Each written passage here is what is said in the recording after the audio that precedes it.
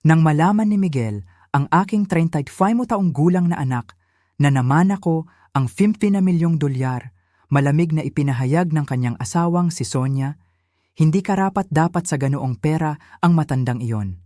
Dapat ay sa amin iyan.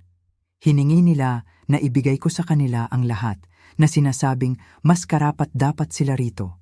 Matapos ang lahat ng taon ng pagsasakripisyo para sa kanilang kaligayahan, napagtanto kong panahon na upang ipakita sa kanila ang tunay na halaga ng kasakiman. Ang sumunod na nangyari ay nagdulot sa kanila ng labis na pagsisisi.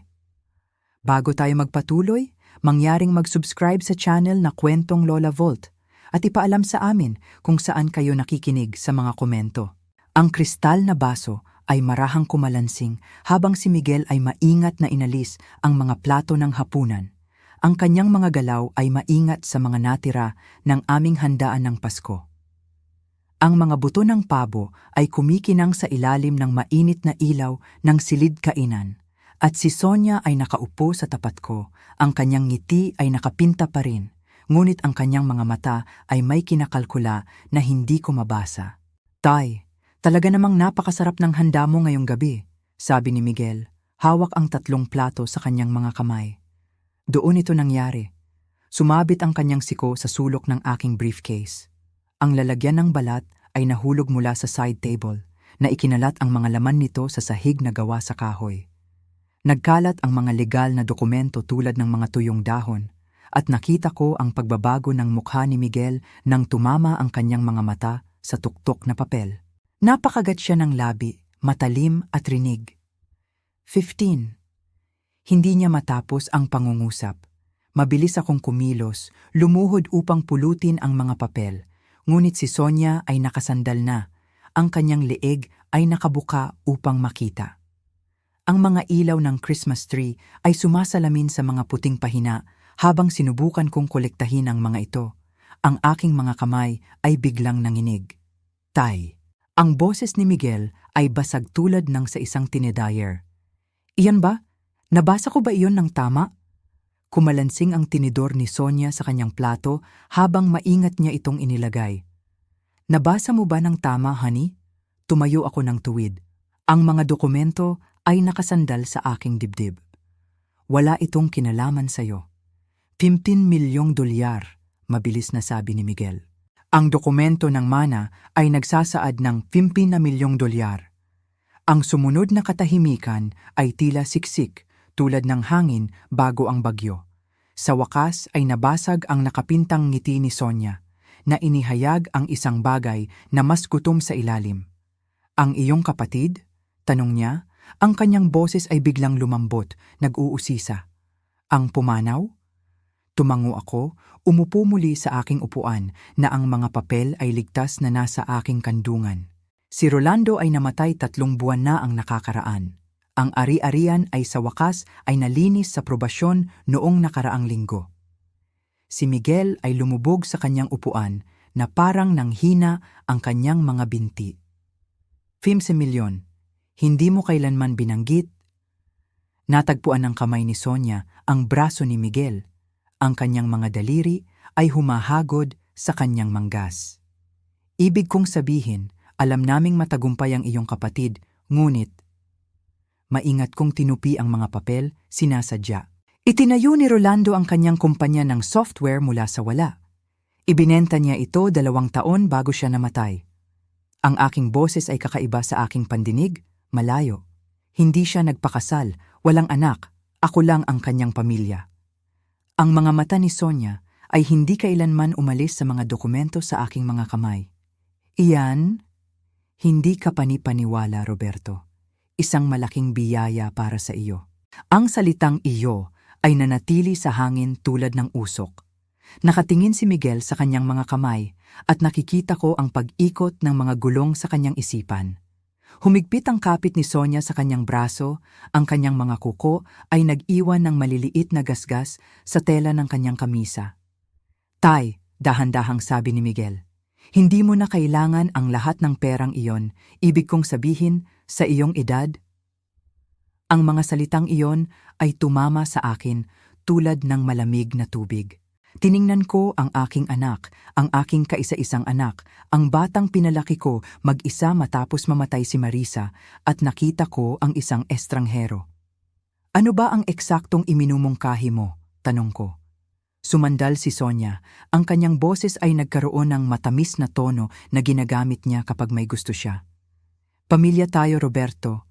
Ang pamilya ay dapat magsuportahan sa isa't isa at sa mga maliliit na sina Eman at Jojo na iniisip. Nagkibit-balikat siya patungo sa mga nakaramang larawan ng aking mga apo sa mantel. Ang kanilang pondo sa kolehiyo, ang kanilang kinabukasan. Maaari kaming talagang matulungan. Mahinang idinagdag ni Miguel, hindi ako tinitingnan sa mata.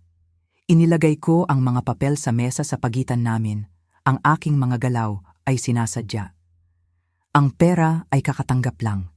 Hindi ko pa nga napagdesisyonan kung ano ang gagawin ko rito. Ngunit tiyak na nakikita mo na ang pagbabahagi ang tamang gawin. Nagsimulang gumuho ang maskara ni Sonia, ang kanyang tamis ay nagiging pilit.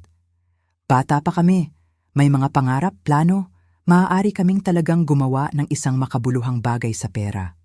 Ang lumang orasan sa pasilyo ay tumunog ng 9 siyo. Ang malalim nitong mga tono ay nagmamarka ng oras na biglang naging mahalaga. Tiningnan ko ang aking anak at ang kanyang asawa. Tiningnan ko sila ng totoo at isang malamig na damdamin ang nanahan sa aking dibdib. Ito ay isang angkop na usapan sa hapunan, sabi ko sa wakas. Ang tawa ni Sonia ay matalim, marupok.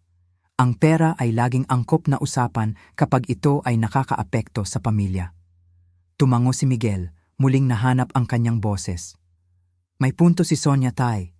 Nahihirapan kami habang ikaw ay komportable. Marahil ay panahon na upang isipin ang kinabukasan ng iyong mga apo. Dahan-dahan akong tumayo, ang aking mga kasukasuan ay umangal. Kumalat ang mga papel habang kinokolekta ko ang mga ito. Sa tingin ko ay dapat nating tapusin ang paglilinis. Mananatili kayo ngayong gabi, hindi ba? Ang kwarto ng bisita sa itaas ay handa na.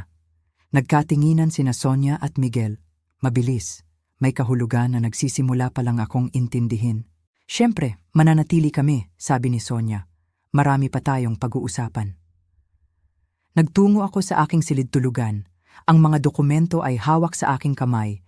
Iniiwan silang tapusin ang mga pinggan sa likod ko. Narinig ko ang kanilang bulungan na nagsimulang muli, apurahan at gutom.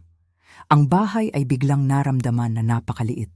Nahiga ako sa aking kama, nakatingin sa kisame habang ang digital na orasan ay nagbigay ng berdeng liwanag sa silid. 11:43 p.m. 4 na oras mula nang matapos ang hapunan at ang tulog ay parang malayo tulad ng buwan sa labas ng aking bintana.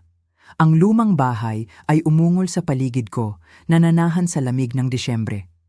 Sa itaas ko, may mga yapak na gumagalaw sa sahig ng kwarto ng bisita, mahina ngunit sinasadya. Pagkatapos ay narinig ang mga boses na nabalot sa manipis na kisame na hindi kailanman na insulated ng maayos. Sinubukan kong balewalain ito sa una. Mag-asawa sila. Kailangan nilang mag-usap, ngunit ang boses ni Sonia ay tumagos sa mga floorboards na may talim na nagpatayo sa akin. Hindi karapat-dapat ang matanda sa 15 milyong dolyar. Nanlamig ang aking dugo. Pinigilan ko ang aking hininga, pilit na nakikinig pa. Sonia, hinaan mo ang boses mo. Ang bulong ni Miguel ay halos hindi marinig. Tulog na siya, Miguel. At tama ako. Sinayang niya ang kanyang buong buhay sa pagiging ordinaryo, nagtatrabaho sa nakakainip na trabaho bilang inhinyero, nakatira sa maliit na bahay na ito. Ang kanyang boses ay puno ng paghamak. Bata pa tayo? Maaari tayong talagang gumawa ng isang bagay sa perang iyon. Kumalansing ang mga floorboards habang siya ay naglalakad-lakad. Idinikit ko ang aking tainga sa kisame, ang aking puso ay kumakabog sa aking tadyang. Siguro tama ka, sabi ni Miguel, at ang 4 na salitang iyon ay bumali sa isang bagay sa loob ng aking dibdib. Siya ay medyo naging makasarili sa pera kamakailan. Naaalala mo ba nang humingi tayo ng tulong para sa mga bayad sa kotse? Kumilos siya na parang humihingi tayo ng mundo. Makasarili. Tinawag ako ng aking anak na makasarili. Mahigpit kong hinawakan ang mga kumot hanggang sa pumuti ang aking mga buko.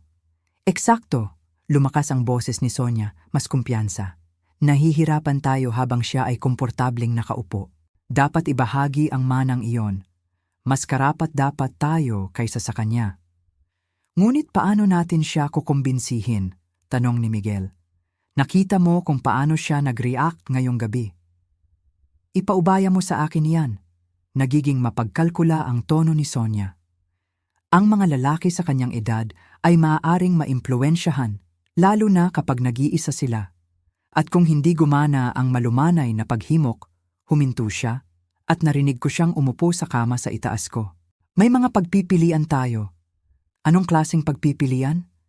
Mga legal na pagpipilian. Isipin mo, tumatanda na siya. Siguro hindi na malinaw ang pag-iisip.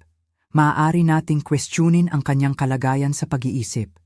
I-claim ang labis na impluwensya mula kay Rolando. May mga nauunang kaso. Nagsimulang manginig ang aking mga kamay. Hindi dahil sa takot, kundi dahil sa galit na napakalinis na parang yelo sa aking mga ugat. Hindi ko alam, Sonia. Parang matindi iyan. 15 milyong dolyar, Miguel. 15 milyong dolyar. Iyan ay matinding kayamanan para sa isang taong marahil ay mamamatay rin sa loob ng 10 taon.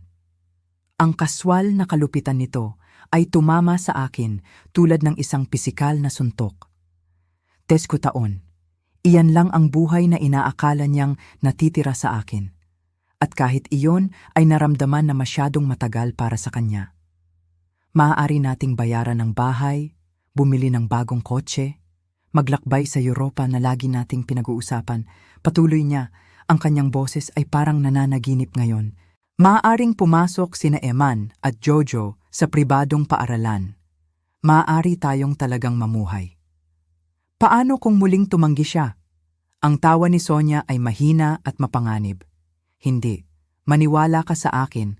Alam ko kung paano hawakan ang mga lalaking tulad ng iyong ama. Masyado siyang matagal na nag-iisa. Vulnerable siya. Konting pagkakasala dahil sa hindi pagiging nandoon para sa kanyang mga apo. Ilang luha tungkol sa aming mga problema sa pananalapi. Susuko siya.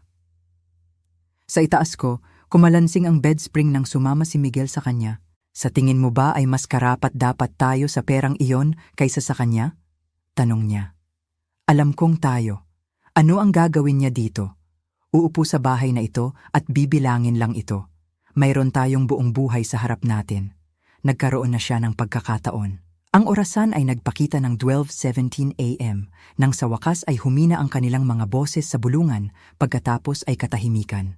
Nahiga ako doon hanggang sumikat ang araw, tumagos sa aking mga kurtina, pinoproseso ang bawat salita, bawat kaswal na pagbaliwala sa aking halaga, bawat malamig na pagkalkula ng aking kamatayan. Nang marinig ko silang kumikilos sa itaas ko bandang 7:00 a.m., may isang bagay na mahalaga ang nagbago sa loob ko. Ang mapagmahal na ama, na nag-alay ng lahat para sa kanyang walang utang na loob na anak, ay wala na. Sa kanyang lugar ay nakaupo ang isang mas mapanganib, isang lalaking walang natitira pang mawawala, at 15 milyong dolyar na dapat protektahan. Bumangon ako at nagtimpla ng kape, ang aking mga galaw ay tumpak at sistematiko. Napuno ang kusina ng masarap na aroma, at umupo ako sa aking maliit na mesa, naghihintay na bumaba sila. Akala nila ay kilala nila ako. Akala nila ay mahina ako. Malapit na nilang matutunan kung gaano sila kamali. Ang usok ay umakyat mula sa aking tasa ng kape sa liwanag ng umaga, ngunit wala akong maramdaman na lasa. Naramdaman na kakaiba ang kusina, mas maliit, na parang lumapit ang mga dingding sa gabi. Sa itaas ko, narinig ko sina Sonia at Miguel na kumikilos, ang kanilang mga boses ay mahina at nagbabalak. Ipinikit ko ang aking mga mata at hinayaan ang sarili kong alalahanin ang silid ng ospital ni Marisa. 10 taon na ang nakakaraan, ang mga makina ay tumutunog sa kanilang matatag na ritmo habang hawak ko ang kanyang malamig na kamay. Namamatay na siya at pareho naming alam iyon. Ngunit si Miguel ay 2 beses lang bumisita sa loob ng 3 linggo. Alagaan mo si Miguel, bulong niya. Ang kanyang boses ay halos hindi marinig. Ngunit huwag mong kalimutang mamuhay para sa iyong sarili, Roberto. Ipinangako ko sa kanya na gagawin ko iyon. Isa pang kasinungalingan na sinabi ko sa sarili ko. Nang mamatay si Marisa, si Miguel ay masyadong nalungkot upang tumulong sa mga ayos ng libing. Pinili ko ang kabaong, isinulat ang obituary, inorganisa ang serbisyo. Dumating siya na nakasuot ng gusot na suit, walang luha, at umalis agad pagkatapos ng libing upang magproseso kasama si Sonia. Nagluksa akong mag-isa. Bago iyon, kolehiyo. 4 na taon ng 20 oras na linggo sa engineering firm, kinuha ang bawat overtime shift, bawat weekend project, $80,000 sa mga pautang sa pag-aaral na aking sinamahan, pagkatapos ay binayaran ko mismo nang hindi makahanap ng matatag na trabaho si Miguel pagkatapos ng pagtatapos. Nagtapos siya ng summa cum laude at pinasalamatan ng kanyang mga propesor, ang kanyang kasintahan, ang kanyang study group. Nakalimutan niyang banggitin ako sa kanyang talumpati. Nanonood ako mula sa likod na hilera, buong pagmamalaki at hindi nakikita. 5 taon na ang nakakaraan, ang bahay na inuupahan ni Miguel at Sonia ay isang masikip na apartment. Patuloy na nagrereklamo tungkol sa maingay na mga kapitbahay at manipis na dingding. Si Sonia ay naghulog ng mga pahiwatig tungkol sa pagmamay-ari ng bahay tulad ng mga mumo na humahantong sa akin sa eksaktong lugar na gusto niyang puntahan ko. Kung may tulong lang kami sa down payment, buntong hininga niya. Napaka-kompetisyon ng merkado. Nilikuida ko ang aking retirement investment account, $150,000. Ang aking seguridad, ang aking kinabukasan, ibinigay upang magkaroon sila ng granite countertop at isang garahe na kasya ang 2 kotse. Minsan nagpasalamat si Sonia, pagkatapos ay agad na nagsimulang magpahiwatig tungkol sa pera para sa kasangkapan. Nagpatuloy ako sa pag-upa ng aking 1-bedroom place habang sila ay nagho-host ng mga hapunan sa kanilang malaking bahay. Ngunit mas masakit ang araw-araw na sakripisyo kaysa sa malalaking sakripisyo.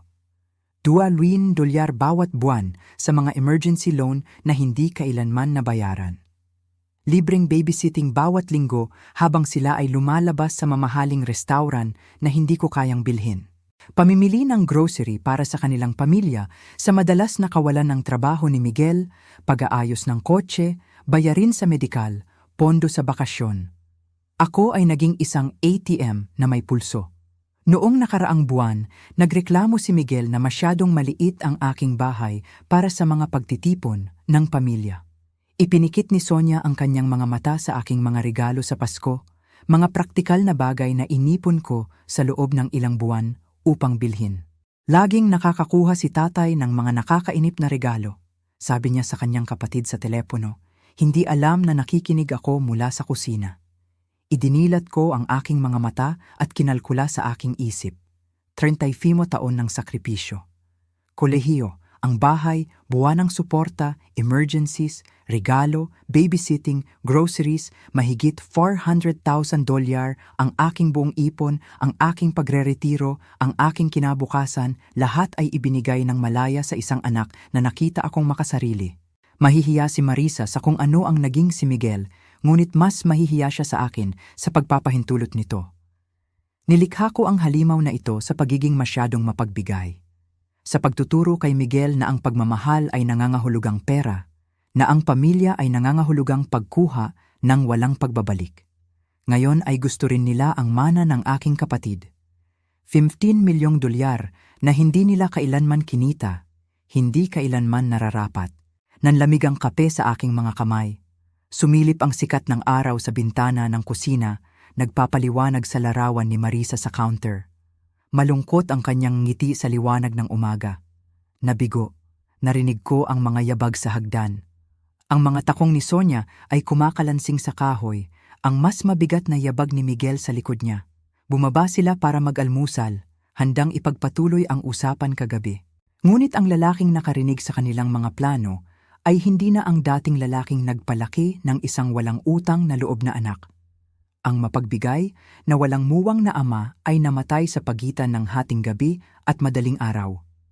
Sa kanyang lugar ay nakaupo ang isang mas matigas, isang lalaking sa wakas ay natutunan na ang pag-ibig ng walang paggalang ay pagsasamantala lamang. Huminga ako ng malalim at naghanda na harapin ang aking pamilya sa marahil ay huling pagkakataon. Akala nila ay bababa sila upang manipulahin ang isang nag-iisang matanda. Malapit na nilang makilala ang isang mas mapanganib, isang ama na sa wakas ay tumigil sa pagbibigay. Pumasok si Sonia sa aking kusina na parang pag-aari niya ito. Ang kanyang mga takong ay kumakalansing sa linoleum ng matalas na tumpak. Maingat siyang nagbihis, isang malambot na asul na sweater na nagpatinag sa kanyang mga mata na tila walang malay. Ang kanyang buhok ay nakatali sa paraan na nagpapahiwatig ng kahinaan. Naghanda siya para sa digmaan. "Magandang umaga, Roberto," sabi niya. Ang kanyang boses ay matamis tulad ng pulot. "Maaga ka yata." Si Miguel ay gumapang sa likod niya, iniiwasan ang aking mga mata. Ang kanyang mga balikat ay nakakuba, nagtatanggol, tulad ng isang batang nahuling nagnanakaw ng biskwit. "Hindi makatulog?" Sabi ko lang, itinuro ang kape. "Kumuha kayo." Nagbuhos si Sonia ng 2 tasa, ang kanyang mga galaw ay maganda at sinasadya. Ang malaking bahay na ito ay siguro nakakapanlumo minsan. Lahat ng mga walang laman na kwarto na ito, ikaw lang ang kumakalansing sa paligid. Humigop ako ng aking kape at walang sinabi. "Naisip namin," patuloy niya habang umuupo sa upuan sa tapat ko. "Tungkol kagabi, tungkol sa iyong mana. Naisip ninyo?" Sa wakas ay tumingin si Miguel sa aking mga mata, pagkatapos ay mabilis na lumayo. "May magandang punto si Sonia, Tay. Tungkol sa pamilya, tungkol sa pagbabahagi ng mga biyaya." Natagpuan ng kamay ni Sonia ang kanyang braso, ang kanyang mga daliri ay nagpapagaan. "Hindi kami humihingi ng kawanggawa, Roberto. Pinag-uusapan namin ang responsibilidad ng pamilya. Pinalaki mo si Miguel upang magsikap na bumuo ng kinabukasan. Ngunit minsan, kahit ang mga masisipag na tao ay nangangailangan ng tulong. Inilagay ko ang aking tasa ng may sinadyang pag-iingat. At anong uri ng tulong ang iniisip mo?" Lumawak ang kanyang ngiti. Mapangakit. "Well, hindi mo naman talaga kailangan ng 15 milyong dolyar, hindi ba? Ibig kong sabihin, sa iyong edad, ano ang gagawin mo sa lahat ng perang iyon?" Hindi iyan ang iyong problema. Ang tamis sa kanyang boses ay nagkaroon ng talim. "Ngunit ito ang aming problema, Roberto. Pamilya tayo at ang pamilya ay nagmamalasakit sa isa't isa." Sumandal si Miguel na hanap ang kanyang tapang. "Tay, isipin mo sina Eman at Jojo. Ang kanilang pondo sa kolehiyo, ang kanilang kinabukasan. Hindi mo ba gustong tulungan ang iyong mga apo?" "Tinutulungan ko sila sa buong buhay nila. Tinutulungan ko kayong dalawa sa loob ng mga dekada." Bahagyang gumuho ang maskara ni Sonia. "Oo, nakatulong ka rito at doon, ngunit iba ito. Ito ay tunay na pera. Perang magbabago ng buhay. Para kanino? Para sa ating lahat." Lumakas ang kanyang boses. Pagkatapos ay napigilan niya ang sarili, pinilit ibalik ang ngiti. "Bata pa kami, Roberto. May mga pangarap, plano. Maaari tayong talagang gumawa ng isang makabuluhang bagay sa manang iyon." Dahan-dahan akong tumayo, lumakad sa bintana na nakatanaw sa aking maliit na bakuran. Ang umaga ng Disyembre ay kulay abo at malamig, katulad ng aking kalooban. "Alam mo kung ano ang iniisip ko," sabi ko nang hindi lumilingon. "Sa tingin ko ay naniniwala kayong dalawa na mas karapat-dapat kayo sa pera ng aking kapatid kaysa sa akin." Ang katahimikan sa likod ko ay nakakabingi. "Hindi iyan," nagsimula si Miguel. "Oo, iyan." Humarap ako sa kanila. "Sa tingin mo ay masyado na akong matanda, masyadong ordinaryo, masyadong nakakainip upang maging karapat-dapat sa 15 milyong dolyar? Sa tingin mo ay hahayaan ko lang itong nakaupo sa bangko habang maaari kayong mamuhay ng inyong mga pangarap?" Nabasag ang pagtitimpi ni Sonia. "Well, hindi ba? Ano ang gagawin mo rito, Roberto? Bumili ng mas malaking bahay, maglakbay sa mundo, wala ka namang gusto. Marahil ay dahil ginugol ko ang 35 na taon na gustuhin ang mga bagay para sa aking anak." Umurong si Miguel na parang sinampal ko siya. "Karapat-dapat kami sa bahagi ng perang iyon." Patuloy ni Sonia, ang kanyang boses ay tumitigas. "Nahihirapan kami habang ikaw ay komportable. Kami ang may maliliit na anak na may kinabukasan na itatayo. Iipunin mo lang ito tulad ng isang matandang sakim. Batay sa ano ang karapat-dapat kayo? Tanong ko ng mahina. Batay sa pagiging pamilya, sigaw niya. Batay sa pagiging bata at puno ng potensyal sa halip na matanda at walang silbi. Ang mga salita ay nanatili sa hangin tulad ng nakalalasong gas. Lumaki ang mga mata ni Miguel na pagtanto na sumobra ang kanyang asawa. Sonia, bulong niya, ngunit hindi na niya pinansin ang mga maskara. Totoo, hindi ba? Ano ang gagawin niya sa 15 na milyong dolyar maliban sa bilangin ito? Maaari nating talagang gamitin ito. Naglakad ako pabalik sa mesa. Ang aking mga galaw ay kalmado at sinusukat. Iyan ba ang iniisip ninyong dalawa? Na ako ay matanda at walang silbi? Hindi ako matignan ni Miguel. Tay, hindi iyan ang ibig niyang sabihin. O, iyan? Umupo ako sa tapat nila. At sumasang-ayon ka sa kanya, hindi ba anak?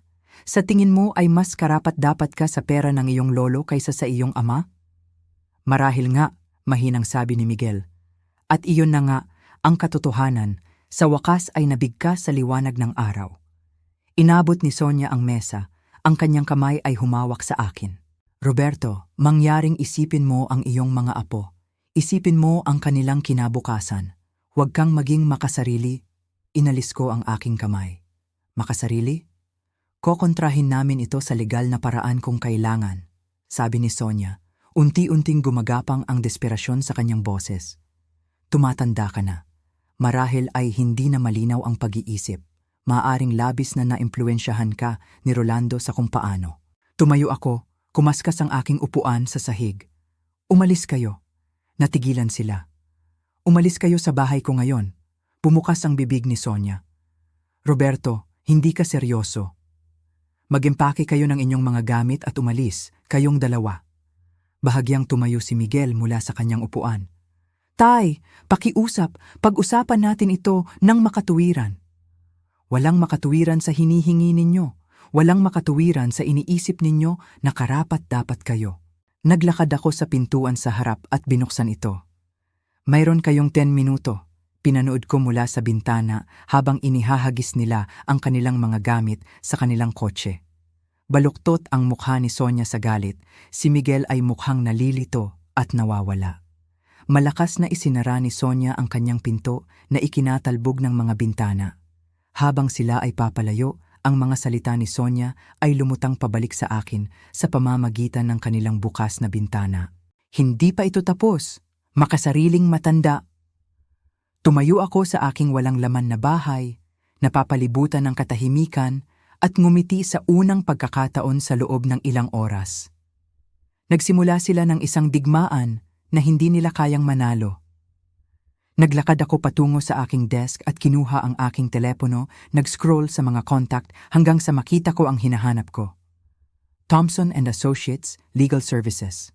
Panahon na upang tumawag. 3 linggo ng mapalad na katahimikan ang nagpatulog sa akin sa paniniwalang tinanggap nila ang pagkatalo. Nakaupo ako sa aking paboritong silya, binabasa ang pahayagan ng umaga na may kape na umuusok sa tabi ko nang sirain ng doorbell ang aking kapayapaan. Ang lalaki sa aking pinto ay nakasuot ng malinis na uniforme at may dalang clipboard na makapal sa opisyal na mga papel. Roberto Santiago? Oo, mga legal na dokumento na nangangailangan ng iyong pirma.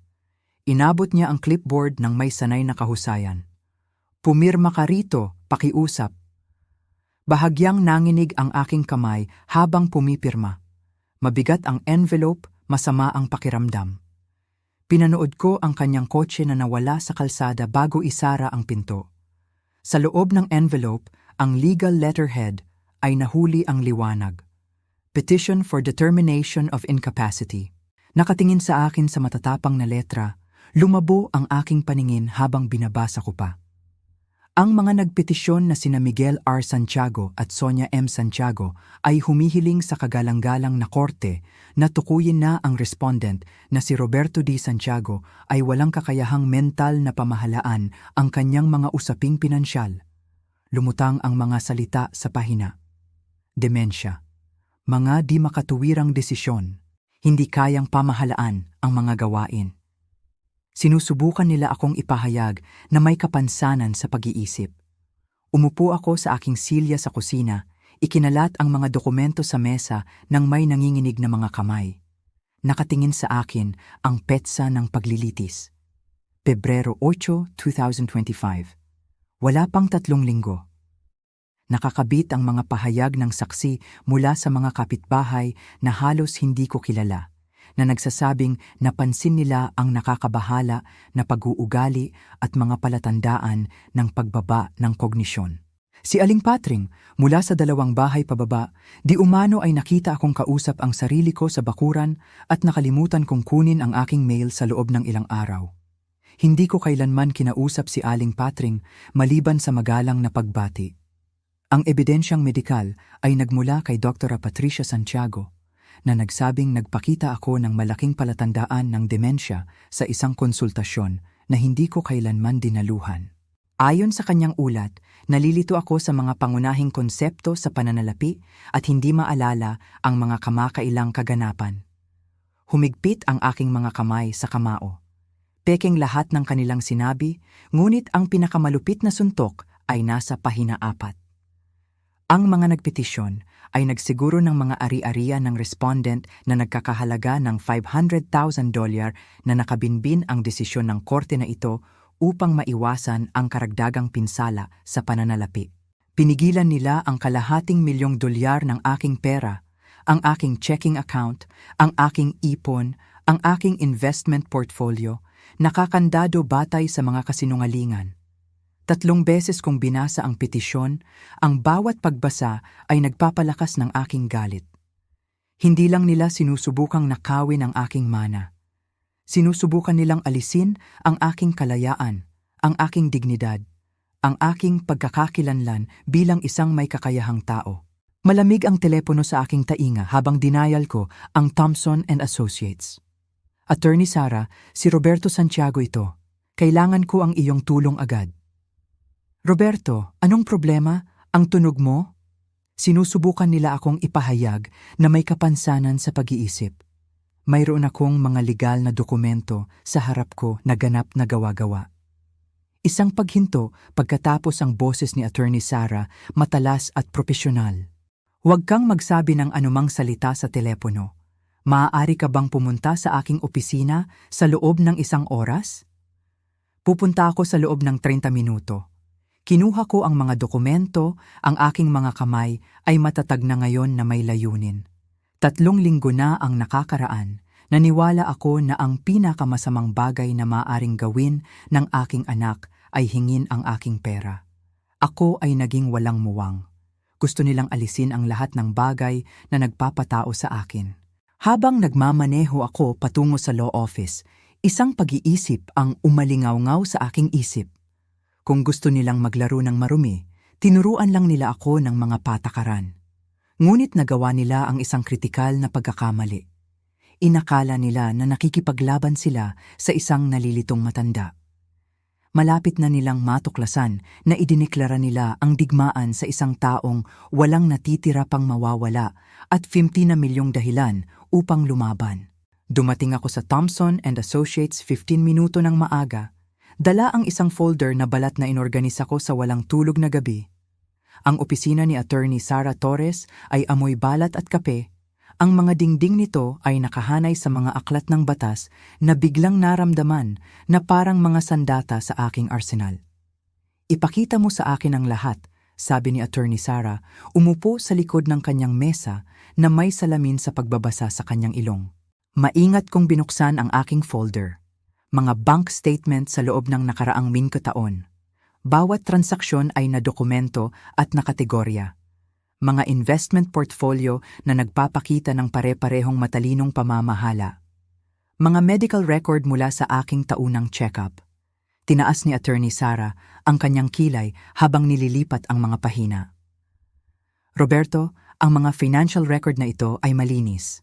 Ang portfolio performance mo ay mas mahusay kaysa sa nakukuha ng karamihan sa mga fund manager. Ngayon tingnan mo ang kanilang petisyon. Kinumpara niya ang mga dokumento, Dumidilim ang kanyang ekspresyon. Ang Dr. Patricia Santiago na ito, hindi ko pa siya naririnig. Hayaan mong suriin ko ang medical board database. Mabilis na gumalaw ang kanyang mga daliri sa kanyang keyboard. Hindi siya board certified sa geriatrics. Siya ay isang pediatrician sa Tacoma. Humigpit ang aking panga. Kasamahan sa kolehiyo ni Sonia, naaalala ko siya sa kanilang kasal. At ang mga pahayag ng saksi na ito? Kinuha ni Attorney Sara ang isang magnifying glass, sinuri ang mga pirma. Roberto, tingnan mo ang sulat kamay na ito, ang mga bilog sa mga G, ang pagtabingi ng mga letra. Ang mga pirma na ito ay isinulat ng iisang tao. Si Sonia ay laging may kakaibang sulat kamay. Masyadong maraming bilog. Sumandal si Attorney Sara sa kanyang upuan. Hindi lang ito mahinang kaso. Ito ay pandaraya, ngunit kailangan nating tumugon ng agresibo. Gusto kong ikaw ay suriin ng medikal agad upang kontrahin ang kanilang mga claim. 2 oras pagkatapos, nakaupo ako sa tapat ni Dr. Mateo Hernandez sa Spokane Medical Center.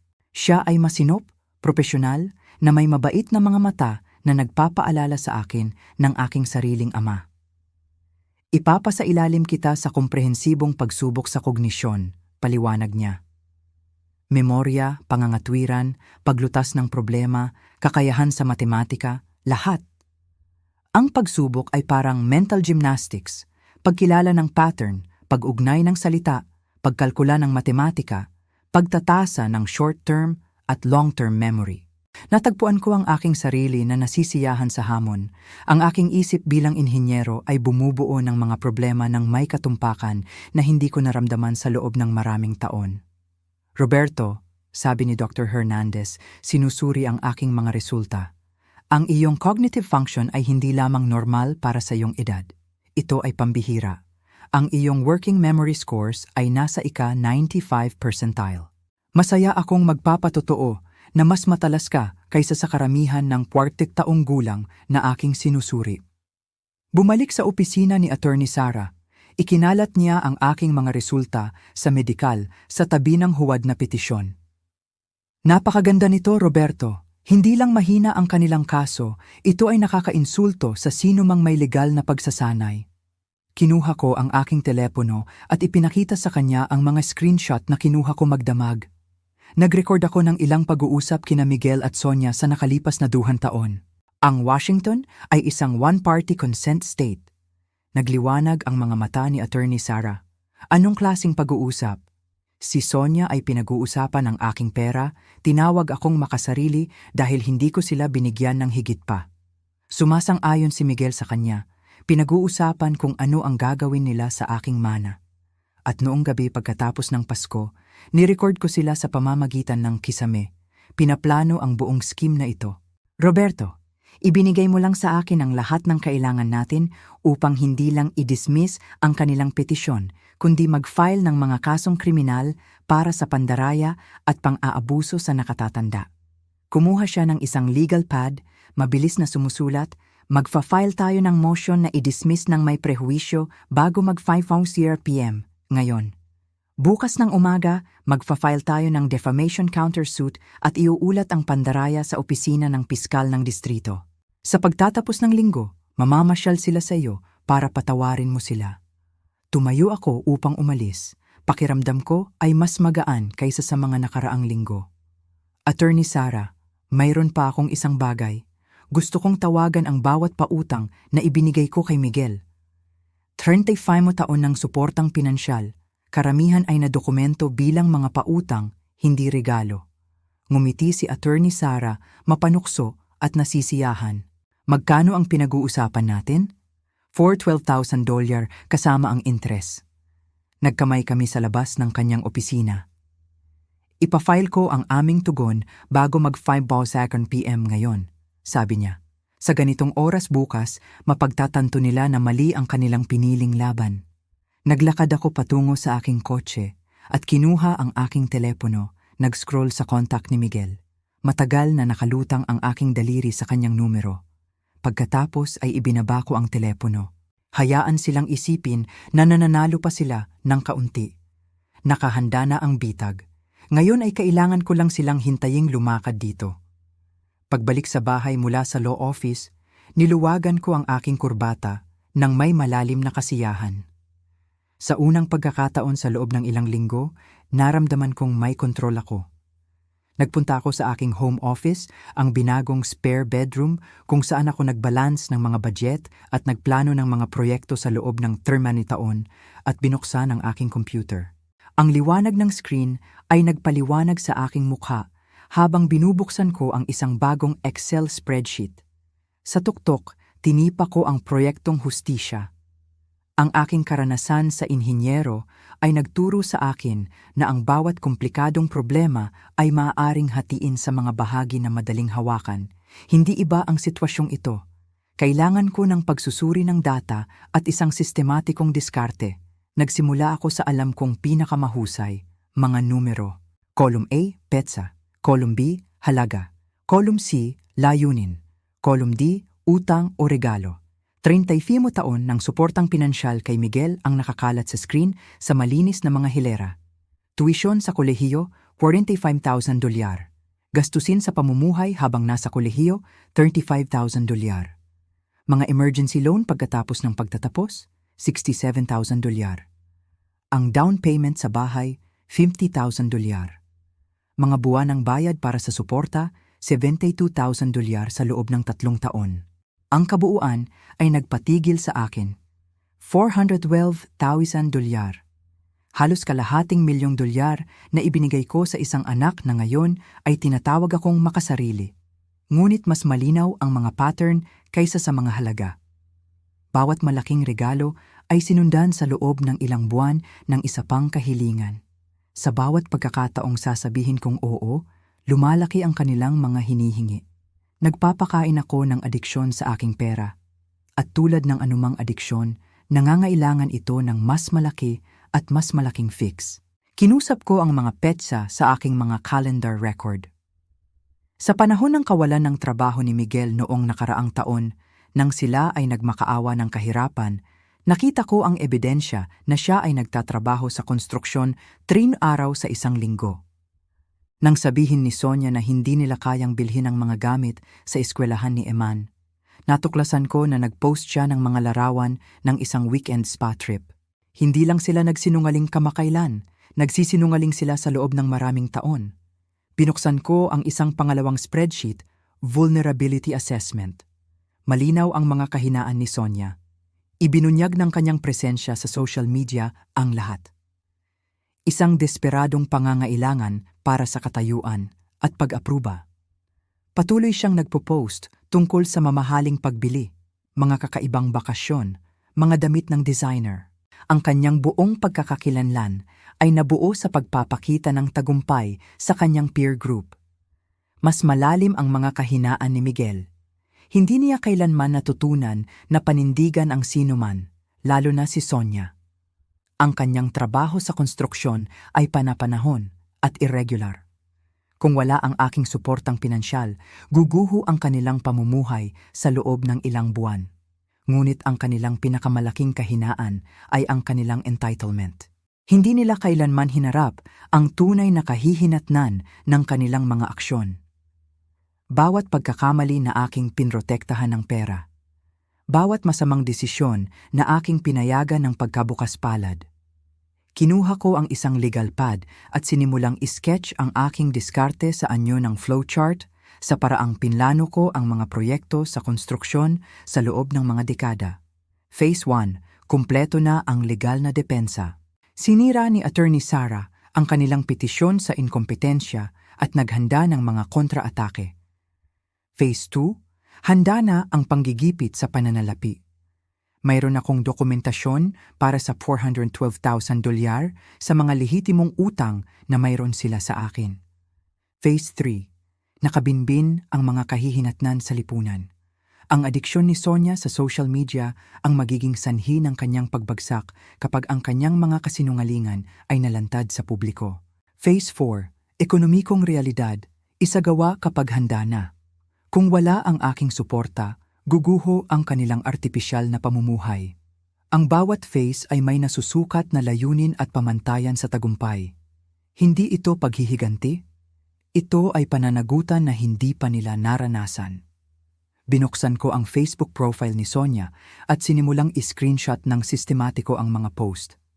Isinalaysay ng kanyang timeline ang isang kwento ng pagkukunwari na ikagugulat ng sinumang naniniwala sa kanyang kasalukuyang naratibong biktima, Marso 2024. Mga larawan mula sa bakasyon sa Cabo na may caption na "Living Our Best Life." Ipinost sa parehong linggo nang humingi sila sa akin ng pera para sa grocery. Hunyo 2024, ipinapakita ni Sonia ang kanyang $300 na sapatos, nagrereklamo tungkol sa mga taong nag-iipon ng pera sa halip na tamasahin ang buhay. Setyembre 2024, ang bagong motorsiklo ni Miguel sa driveway na binili sa panahon ng kanyang diumano'y kawalan ng trabaho. Iniligtas ko ang lahat na may mga timestamp na gumagawa ng isang evidence file na wawasak sa kanyang kredibilidad. Ang orasan ay nagpakita ng 10:30 p.m. nang sa wakas ay isinara ko ang aking laptop. 3 malinis na folder ang nakapatong sa aking desk. Phase 1, kumpleto. Phase 2, handa. Phase 3, nakabinbin. Kinuha ko ang aking telepono at nag-scroll sa numero ni Miguel, pagkatapos ay ibinaba ko ito nang hindi dinadial. Hindi pa. Hayaan silang isipin na nananalo pa sila ng kaunti. Sabi ni Marisa noon, masyado raw akong malambot, masyadong mapagpatawad. Ipagmamalaki niya ang lalaking nagiging ako. Sistematiko, madiskarte, walang kompromiso. Bukas, magsisimula ang phase 2. Ang aking kape sa umaga ay inabala ng aking telepono na umalingaw-ngaw tulad ng isang galit na putakti. Sunod-sunod na mensahe ang dumagsa mula sa mga kapitbahay at dating kasamahan. Roberto, nakita mo ba ang post ni Sonia sa Facebook? Hindi ito maaaring totoo, hindi ba? Tawagan mo ako kapag nakuha mo ito. Binuksan ko ang Facebook nang may pag-aatubili, hindi handa sa aking nakita. Ang post ni Sonia ay nasa tuktok ng aking feed na share na ng 47 beses sa loob ng 3 oras. Ang headline ay nagsasaad, "Pusong nalulumbay dahil sa pang-aabuso sa nakatatanda sa pamilya." Paki-share. Sa ilalim nito, gumawa siya ng isang obra maestra ng manipulasyon. Mga larawan ng walang laman na cabinet sa kusina, mga bayarin sa kuryente na lampas sa takdang panahon, ang kanyang mga anak na mukhang malungkot sa lumang damit. Isinalaysay ng teksto ang isang kwento na walang pagkakahawig sa realidad, ngunit naramdaman na emosyonal na nakapanlulumo. Ang aking biyenan ay nagmana ng $15 milyong, ngunit tumatangging tulungan ang kanyang naghihirap na pamilya. Habang iniipon niya ang kanyang kayamanan, ang aking mga anak ay kumakain ng seryal para sa hapunan at nag-aalala tungkol sa pagkawala ng kanilang tahanan. Tinalikuran niya ang mga apo na nagmamahal sa kanya. Pinili ang pera kaysa sa pamilya. Pakiusap, ipanalangin kami sa panahong ito ng kahirapan. 89 na komento ng suporta at galit ang naipon na. Paano siya naging ganoon walang puso? Ang mga kawawang sanggol. Nagbabago ang pera ng tao. Dapat siyang iulat sa social services. Nanginig ang aking mga kamay habang siniscreenshot ko ang lahat. Idinedokumento ang mga kasinungalingan na may mga timestamp. Ngunit ang pinsala ay kumalat na sa aming maliit na komunidad tulad ng mabilis na apoy. 20 minuto pagkatapos, tumunog ang aking telepono. Si Aling Patring, ang aking kapitbahay sa loob ng 15 na taon. Roberto, hindi ko maintindihan ang nangyayari sa iyong pamilya. Aling Patring, may higit pa sa kwentong ito kaysa sa nakikita sa online. Ngunit ang mga larawang iyon ng mga bata, mukha silang payat, malungkot. Ipinikit ko ang aking mga mata. Aling Patring, nakita mo ba sina Eman at Jojo kamakailan? Sa grocery store? Sa parke? Isang paghinto. Well, hindi. Ngunit sila ay malusog, busog na mga bata. Ginagamit ni Sonia ang mga lumang larawan, marahil mula nang magkaroon ng trangkaso si Eman noong nakaraang taglamig. Ngunit naririnig ko ang pagdududa sa boses ni Aling Patring. Ang emosyonal na manipulasyon ay gumagana ng perpekto. Sa grocery store ng hapon na iyon, huminto ang usapan nang lumapit ako. Ang cashier na laging palakaibigan ay umiiwas sa tingin. Ang aking kapitbahay na si Jim ay tumawid sa kalsada sa halip na batiin ako. Mas mabilis kumalat ang naratibo ni Sonia kaysa sa kaya kong kontrahin. Ang social media ay ginawang sandata ang tsismis, ginagawang laban sa akin ang aking komunidad batay sa maingat na gawa-gawang kasinungalingan. Nang gabing iyon, nagsimula ako sa sistematikong pananaliksik. Kung gusto ni Sonia na lumaban sa social media, mali ang kanyang piniling labanan. Mayroon akong 30 taon ng kasanayan sa paglutas ng problema sa inhinyero at walang limitasyong oras upang buwagin ang kanyang mga kasinungalingan. Binuksan ko ang kanyang profile history. Nag-scroll pabalik sa mga buwan ng mga post. Ang mga pagkakasalungatan ay nakakagulat. Disyembre 15, 2024. Bagong book lang ng aming Christmas ski trip, hindi na makapaghintay para sa family fun. Ipinost 5 araw bago siya humingi ng mana ko para pakainin ang mga bata. Nobyembre 28, 2024. Ipinapakita ni Sonia ang kanyang bagong koleksyon ng designer handbag na nagkakahalaga ng madaling $2,000. Ipinost sa panahon ng kanilang di umano'y krisis pinansyal, Oktubre 10, 2024. Mga larawan ng pangangaso ni Miguel na may mamahaling bagong kagamitan na may caption na bagong gamit para sa season na ipinost habang sila ay nahuhuli sa mga bayad sa utang sa bahay. Kinumpara ko ang kanyang mga post sa kanilang mga kahilingan ng pera, na gumagawa ng isang timeline na naglantad ng kanyang pagkukunwari. Bawat pahayag ng kahirapan ay kinokontra ng ebidensya ng magastos na paggastos. Ngunit ang obra maestra ni Sonia ay ang kanyang friend network. Dos-dose ng mga ina sa suburb na may parehong karapatan na nabubuhay sa drama at galit. Ibinahagi nila ang kanyang mga post nang hindi sinasala ang katotohanan na nagdaragdag ng sarili nilang pagpapaganda sa kwento. Lagi kong alam na may kakaiba sa matandang iyon, isinulat ng kanyang kaibigang si Jenny. Napakasarili ng mga mayayaman, idinagdag ni Marisa. Mas karapat-dapat ang mga bata. Ni-screenshot ko ang lahat na gumagawa ng isang komprehensibong file ng kanilang mga kasinungalingan at pagkakasalungatan. Ngunit mas mahalaga, natututunan ko ang mga patakaran ng kanilang laro. Akala nila ang social media ay tungkol sa emosyon at manipulasyon. Tama sila. Ngunit nakalimutan nila na ang bawat post, bawat komento, bawat share ay nag-iiwan ng mga digital fingerprint na maaaring masubaybayan, madokumento at magamit bilang ebidensya. Pagsapit ng 11 p.m. Mayroon akong 47 na screenshot ng mga salungat na post, 23 na halimbawa ng pananalapi na pagkukunwari at 15 na pagkakataon ng tuwirang kasinungalingan tungkol sa kanilang kalagayan. Ang aking telepono ay nagpakita ng 23 missed calls mula sa mga miyembro ng komunidad. Ang ilan ay nag-aalala, ang iba ay nagbibintang, ngunit hindi ako sumagot. Hindi pa. Binuksan ko ang aking laptop at nagsimulang mag-type sa aking mga kaibigan at kapitbahay. Pagkatapos ay huminto ako, binura ang mga salita. Bukas ay sapat na. Hayaan muna si Sonyang maghukay ng mas malalim. Bawat kasinungalingan na sinabi niya, bawat pagmamalabis na ibinahagi niya, bawat manipulasyon na ipinost niya ay bala para sa aking huling tugon. Akala niya ay nananalo siya sa digmaan para sa opinyong publiko. Ang hindi niya napagtanto ay ginagawa niya ang ebidensya na wawasak sa kanyang kredibilidad ng lubusan. Handa na ang bitag. Kailangan ko lang siyang lumakad ng mas malalim dito. Ang community center ay puno ng kakaibang enerhiya nang dumating ako para sa aming buwan ng pulong ng samahan ng kapitbahayan. Hiniling ni Sonia na ang pagtitipong ito ay tumuon sa kamalayan sa pang-aabuso sa nakatatanda, ang kanyang huling bitag. Akala niya. Ngunit humiling din ako ng 15 na minuto upang matugunan ang mga kamakailang hindi pagkakaunawaan. Ang aking Manila folder na may label na Kasaysayan ng Pananalapi 1995-2025 ay naramdaman na mahalaga sa aking mga kamay. Binago ni Sonia ang harap ng silid sa isang dramatikong espasyo ng presentasyon. Ang mga poster board ay nagpakita ng malalaking larawan ng walang laman na cabinet, mga bayarin na lampas sa takdang panahon at mga malulungkot na bata.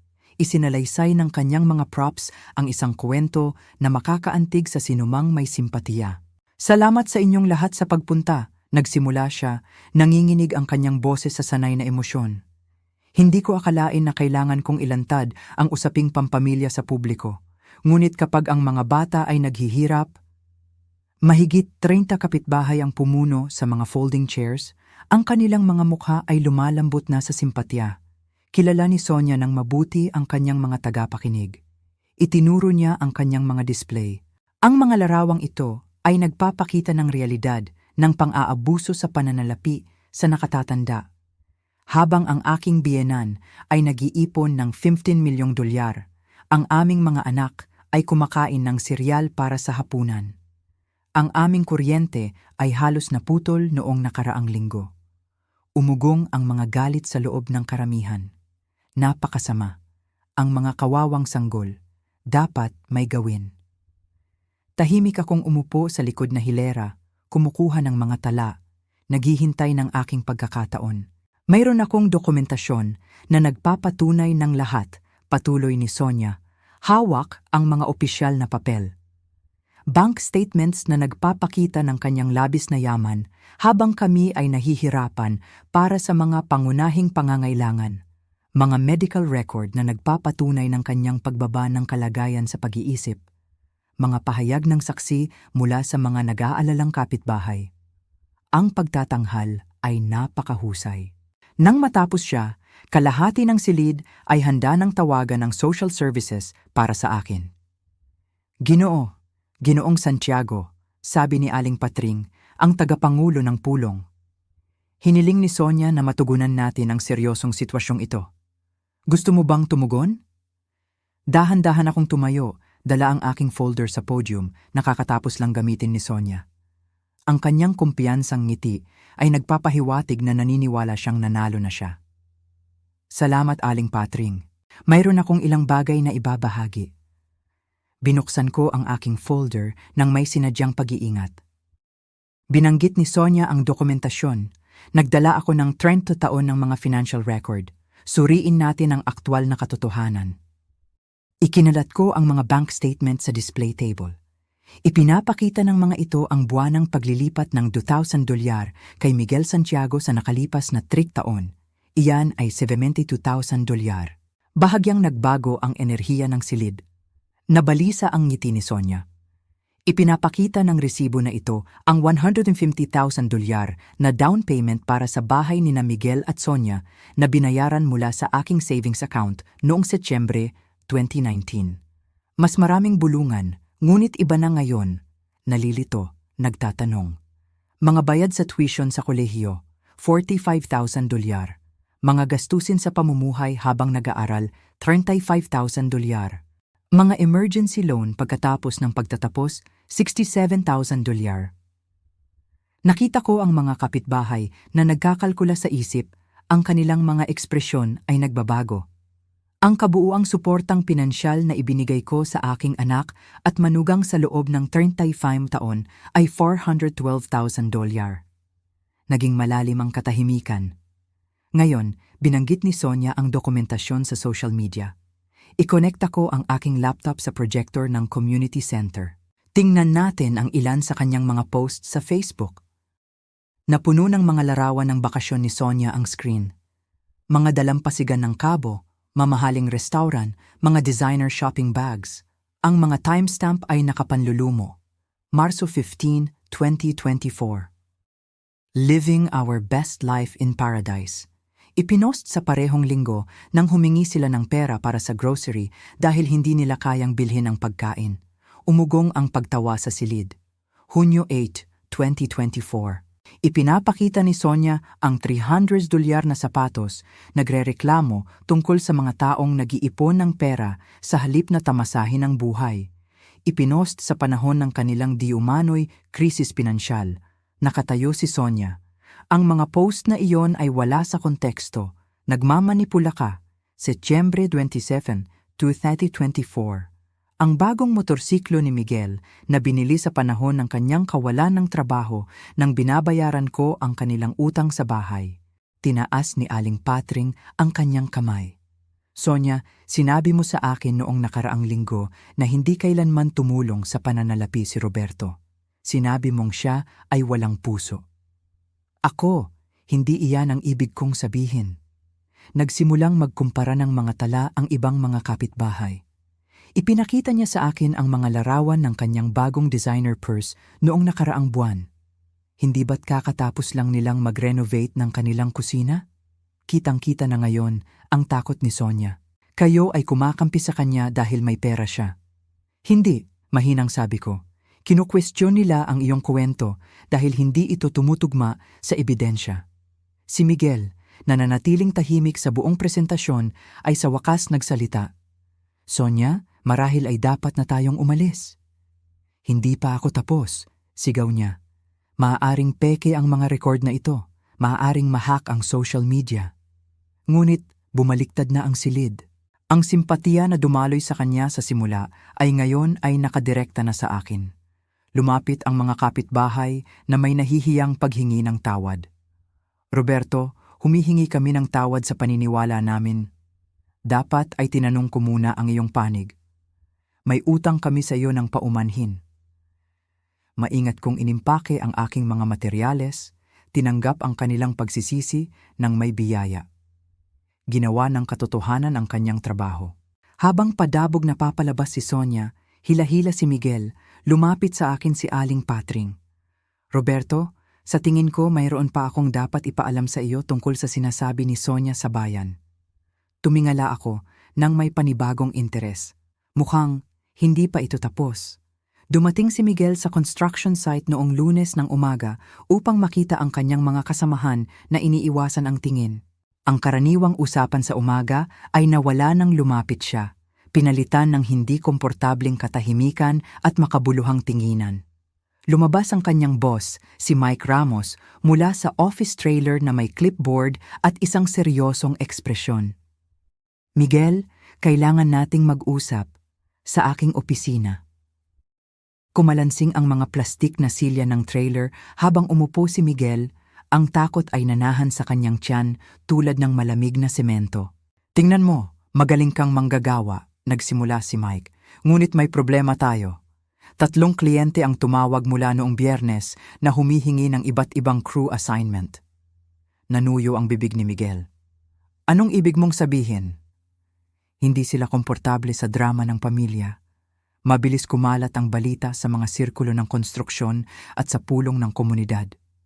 Umiling si Mike. Ayaw ng mga kliyente ng kontrobersya sa kanilang mga job site. Mike, kaya kong ipaliwanag. Sigurado akong kaya mo, ngunit ito ang realidad. May negosyo akong kailangang protektahan. Maaari kitang alok ng unpaid leave habang lumalamig ang sitwasyon. O, hindi niya tinapos ang pangungusap. Nanginig ang mga kamay ni Miguel habang tinawagan si Sonia mula sa parking lot. Basically, tinanggal nila ako, sabi niya, nang sagutin nito. Kumalat na ang buong issue sa kapitbahayan sa aking mga worksite. Matalim at may bahid ng takot ang sagot ni Sonia. Paanong legal iyon? Hindi mahalaga kung legal, tapos na. Sa kanyang pagmamaneho pa uwi, naramdaman ni Miguel na gumuho ang mga dingding ng kanilang artipisyal na buhay sa paligid niya. Kung wala ang kanyang matatag na kita, paano nila mapapanatili ang pamumuhay na ipinipilit ni Sonia? Sa bahay, nakatingin si Sonia sa kanyang phone screen nang may lumalaking takot. Gumuho ang kanyang social media world magdamag. Mga friend request na binawi. Mga pag-alis sa group chat, ang mga dating taga-suporta ngayon ay tahimik o hayagang kritikal. Walang sumasagot sa aking mga tawag, sabi niya kay Miguel nang pumasok ito sa pinto. Si Jenny, Marisa, Susan, iniiwasan ako lahat. Sinubukan niyang gumawa ng mga bagong post upang kontrolin ang naratibo, ngunit wala itong epekto. Nasira ang kanyang kredibilidad. Nakita ng komunidad ang ebidensya, ginawa ang matematika, at narating ang kanilang sariling konklusyon. Sa grocery store ng hapon na iyon, ang mga dating kaibigan ay tumawid ng mga aisle upang iwasan siya. Huminto ang mga usapan nang lumapit siya. Ang panlipunang paghihiwalay ay kumpleto at nakapanlulumo. Bumalik sa bahay, ikinalat ni Sonia ang kanilang mga bayarin sa mesa sa kusina tulad ng isang malungkot na puzzle. Kung wala ang kita ni Miguel, hindi magkatugma ang mga numero. Ibinunyag ng mga credit card statement ang kanilang kumpletong pagdepende sa suportang pinansyal ni Roberto, pera na hindi na muling darating. Hindi tayo makakaligtas kung wala ang kanyang tulong. Umamin siya, mapait ang mga salita sa kanyang bibig. Nabubuhay tayo ng higit sa ating kakayahan sa loob ng maraming taon. Tinitigan ni Miguel ang ebidensya ng kanilang kawalang pananagutan sa pananalapi. Mga bayad sa kotse, credit card, ang utang sa bahay, lahat ay kinalkula batay sa pare-parehong suporta ni Roberto. Kung wala ito, haharap sila sa sakuna sa loob ng ilang buwan. Pagsapit ng gabi, nagtulak ang desperasyon sa kanila patungo sa pintuan ni Roberto. Ang kanilang katok ay tentative, hindi sigurado. Nang buksan ni Roberto ang pinto, ang kanyang ekspresyon ay nasukat, hindi nagulat. Kailangan nating mag-usap, sabi ni Sonia. Sinubukang gamitin ang kanyang lumang taktika sa manipulasyon. Sa tingin ko ay mayroon tayong hindi naintindihan na ilang bagay.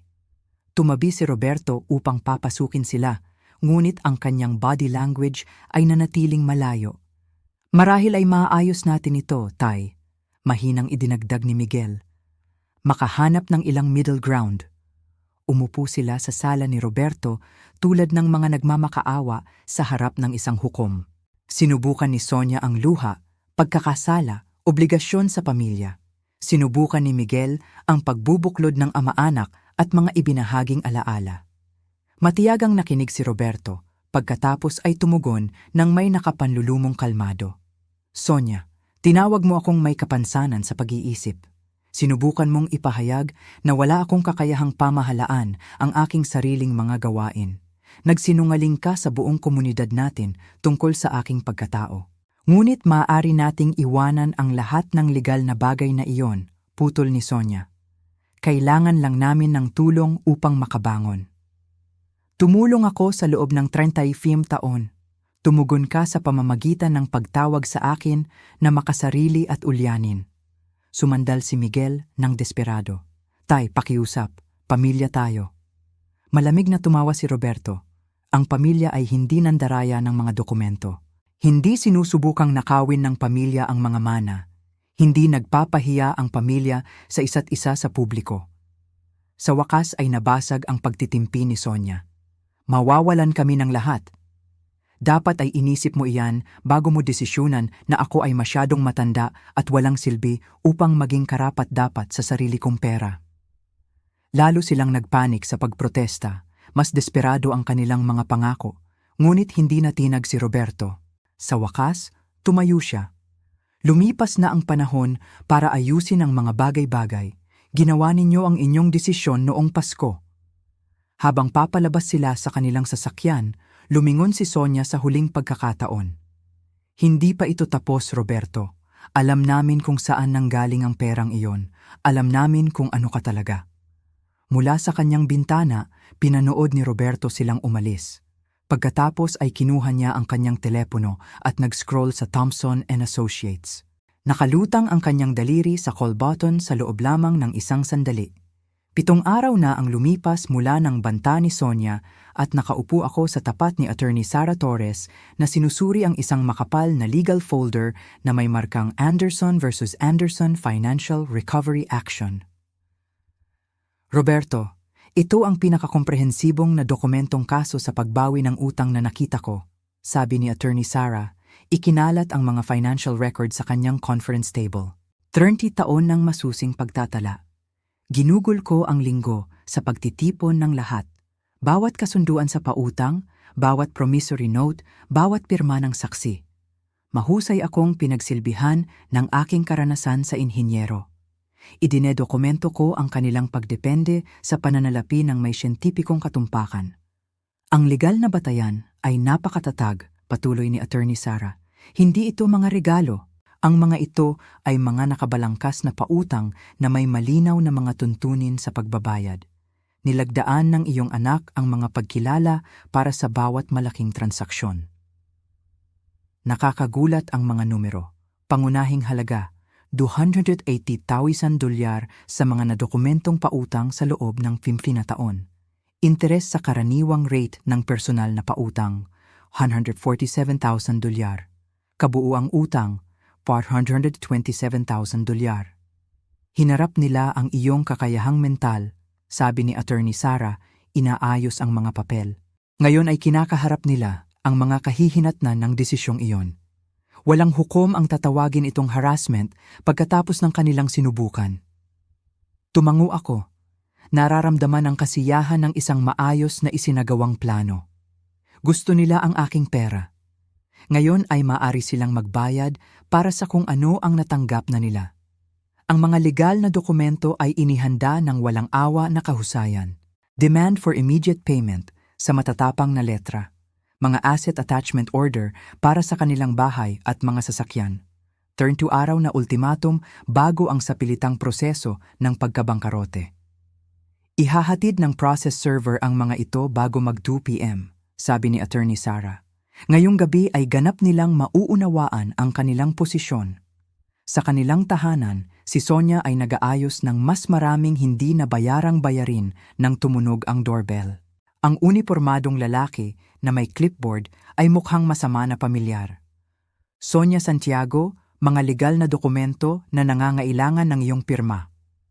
Nanginig ang kanyang mga kamay habang pumipirma, lumitaw si Miguel sa kanyang balikat habang binubuksan niya ang envelope.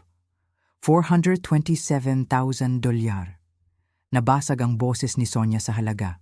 Kinuha ni Miguel ang mga papel. Mabilis na sinuri ang terminolohiyang legal na halos hindi niya maintindihan. Itinatago ni tatay ang lahat ng record. Bawat pautang, bawat bayad, bawat pangako na babayaran. Tinawagan nila ang 3 magkakaibang abogado ng hapon na iyon. Kinumpirma ng bawat konsultasyon ang kanilang pinakamasamang takot. Ang mga ito ay tila mga lehitimong promissory note, paliwanag ng kanilang abogado. Ang dokumentasyon ay malawakan. Ang mga kalkulasyon ng interes ay standard. Ang iyong ama ay may legal na karapatang mangolekta. Naglakad-lakad si Sonia sa kanilang sala nang may takot. Plinano niya ang lahat ng ito. Bawat dolyar na ibinigay niya sa amin ay isang bitag. Hindi, mahinang sabi ni Miguel, sa wakas ay nauunawaan. Bawat dolyar ay isang pagsubok. Nabigo tayo. Halos kalahati lang ng utang ang sakop ng kanilang house equity. Ang kanilang mga kotse ay nagkakahalaga marahil ng pinagsamang $30,000. Hindi kayang punan ng mga designer possession ni Sonia ang natitirang balanse. Ang abogado sa bankruptcy ay tuwiran. Mayroon kang 30 araw upang makipagnegosasyon o harapin ang sapilitang paglilikwida ng mga ari-arian. Nasa iyong ama ang lahat ng leverage. Nang gabing iyon, umupo ako sa aking study upang suriin ang pagkumpleto ng aking estratehikong plano. Tumawag si Attorney Sara para sa update. Matagumpay na naihatid ang mga dokumento. Nakipag-ugnayan na ang kanilang abogado na nagtatanong tungkol sa mga posibilidad ng negosasyon. Sumandal ako sa aking silya, iniisip ang huling mga salita ni Marisa bago siya namatay. Alagaan mo si Miguel. Ngunit huwag mong kalimutang mamuhay para sa iyong sarili, Roberto. Sa loob ng 35 taon, nakalimutan ko ang ikalawang bahagi na iyon. Pinahintulutan ko ang kanilang karapatan. Pinondohan ang kanilang kawalan ng utang na loob at tinanggap ang kanilang kawalang galang. Wala na. Tumunog ang aking telepono bandang 6 p.m. Ang caller ID ay nagpakita ng Miguel Santiago. Tinitigan ko ang display sa loob ng 3 ring, naalala ang hapunan ng Pasko, naalala ang kanilang pagbabalak hating gabi, naalala ang mga kasinungalingan ni Sonia sa aming komunidad. Inilagay ko ang telepono nang hindi sinasagot. Huminto ito sa pagring, pagkatapos ay agad itong nagsimulang muli. Sa pagkakataong ito, ganap kong pinatay ang telepono.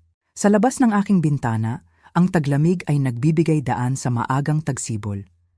May bagong paglaki na darating, ngunit ilang patay na kahoy ang kailangang alisin muna. Tinawag nila akong ulyanin, may kapansanan, makasarili. Sinubukan nilang nakawin ang aking kalayaan, ang aking dignidad, ang aking reputasyon.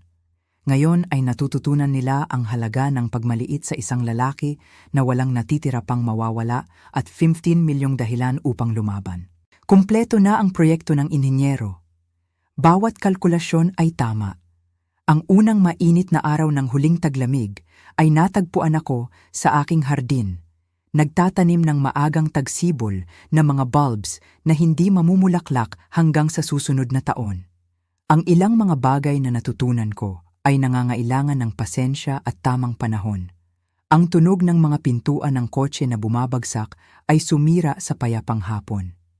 Ang agresibong paglakad ni Sonia sa aking damuhan ay nagsabi sa akin na narating na niya ang hangganan ng kanyang pasensya. Kailangan nating ayusin ito ngayon, anunsyo niya. Si Miguel ay sumusunod sa kanya na may hawak na folder sa kanyang dibdib. Nagpatuloy ako sa pagtatanim, hindi tumitingin. Magandang hapon, Sonia. Miguel.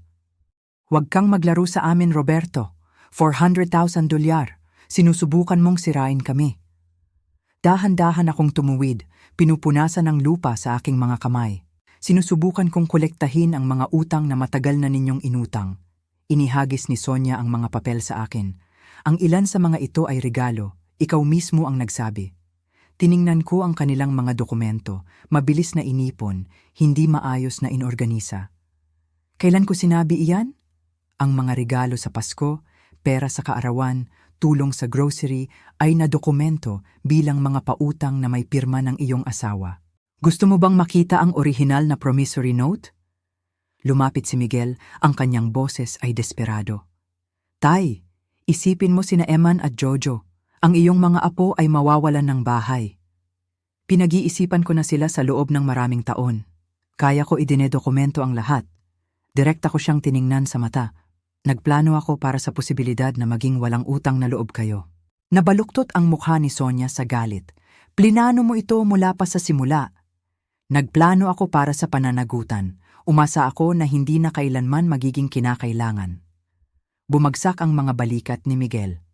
Sonia, kailangan nating huminto. Hindi ito gumagana. Huwag kang sumuko ngayon, sigaw niya rito. Ngunit may nagbago sa ekspresyon ni Miguel.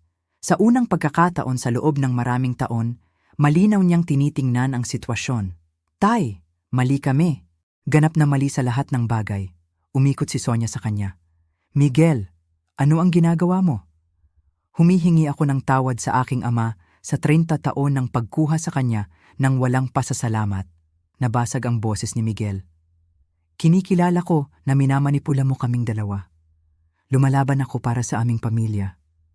Lumalaban ka para sa pera. May pagkakaiba. Pinanood ko ang aking anak na iginiit ang kanyang sarili laban sa kanyang asawa sa unang pagkakataon sa kanilang pag-aasawa. Ang sandali ay parehong nakapanlulumo at may pag-asa. Miguel, inaalok kita ng isang pagpipilian, mahinang sabi ko.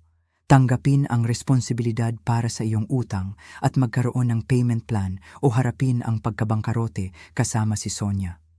Ngunit ang libreng pera ay titigil ngayon. Nagliyab ang mga mata ni Sonia sa galit. Pumili ka, Miguel. Siya o ako? Tumingin si Miguel sa pagitan namin. Ang kanyang asawa sa loob ng 10 taon at ang ama na nag-alay ng lahat para sa kanya. Mas matagal ang desisyon kaysa sa dapat, ngunit nang dumating ito, malinaw ito. Pinili ko ang tama. Sa wakas, ang sigaw ng galit ni Sonia ay marahil ay narinig hanggang sa 3 block ang layo. Sige, sirain ninyo ang isa't isa. Hindi ako magiging alipin mo, Miguel, at hindi ko papanoodin kang lumuhod sa kanya. Sumugod siya sa kanilang kotse, inihagis ang kanyang folder sa lupa. Nagkalat ang mga papel sa aking damuhan tulad ng mga tuyong dahon. Kung hindi ka sasakay sa kotse na iyon sa loob ng 30 segundo, huwag ka nang umuwi. Pinanood ni Miguel ang pagsisimula ng makina nito, ang pag-eskwela ng kanyang mga gulong habang umaatras siya mula sa aking driveway. Hindi siya gumalaw upang sumunod. Babalik siya, mahinang sabi niya. Marahil, ang tanong ay kung tatanggapin mo ba siya pabalik. Lumuhod siya sa tabi ko. Pinupulot ang isa sa mga spring bulbs. Maaari ba akong tumulong sa pagtatanim? Inabot ko sa kanya ang isang maliit na pala. Hindi mamumulaklak ang mga ito hanggang sa susunod na tagsibol. Ang ilang mga bagay ay nangangailangan ng panahon upang lumaki ng maayos. Nagtrabaho kami sa komportabling katahimikan habang lumulubog ang araw. Ang aking anak, tunay na naroroon sa unang pagkakataon sa loob ng mga dekada, natututong magtanim ng mga buto na nangangailangan ng pasensya at pananampalataya. Tay, sabi niya kalaunan, hindi ko alam kung paano humingi ng tawad sa 35 mo taon ng pagiging makasarili. Magsimula ka ngayon. Gumawa ng iba't ibang pagpili sa hinaharap. Ang utang, babayaran ko ang bawat sentimo.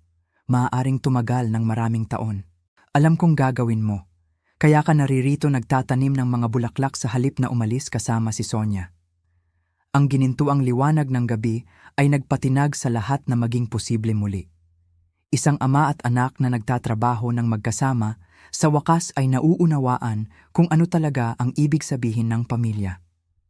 Ang mga bulbs na ito, sabi ni Miguel, tinatapik ang lupa sa paligid ng huli. Hindi talaga sila mamumulaklak hanggang sa susunod na taon. Sa susunod na tagsibol, ang pinakamahusay na mga bagay ay nagkakahalaga ng paghihintay. Tumango siya, nauunawaan ang mas malalim na kahulugan. Ang ilang mga relasyon, tulad ng ilang mga halaman, ay kailangang mamatay pabalik sa mga ugat bago sila muling lumaki ng maayos. Habang lumalalim ang dilim sa aking hardin, tiningnan ko ang malinis na mga hilera ng mga nakatanim na bulbs at naramdaman ang isang bagay na hindi ko naranasan sa loob ng maraming taon. Pag-asa para sa kinabukasan. Ang tunay na pag-ibig sa pamilya ay nangangailangan ng paggalang, hindi lamang obligasyon. Nangangailangan ito ng pananagutan, hindi lamang kapatawaran. Sa unang pagkakataon sa loob ng mga dekada, mayroon akong pareho. Kung nagustuhan mo ang kwentong ito, mangyaring i-like ang video na ito, mag-subscribe sa channel at ibahagi ang iyong mga impression sa kwentong ito sa mga komento. Upang makinig sa susunod na kwento, i-click ang box sa kaliwa. Salamat sa panonood.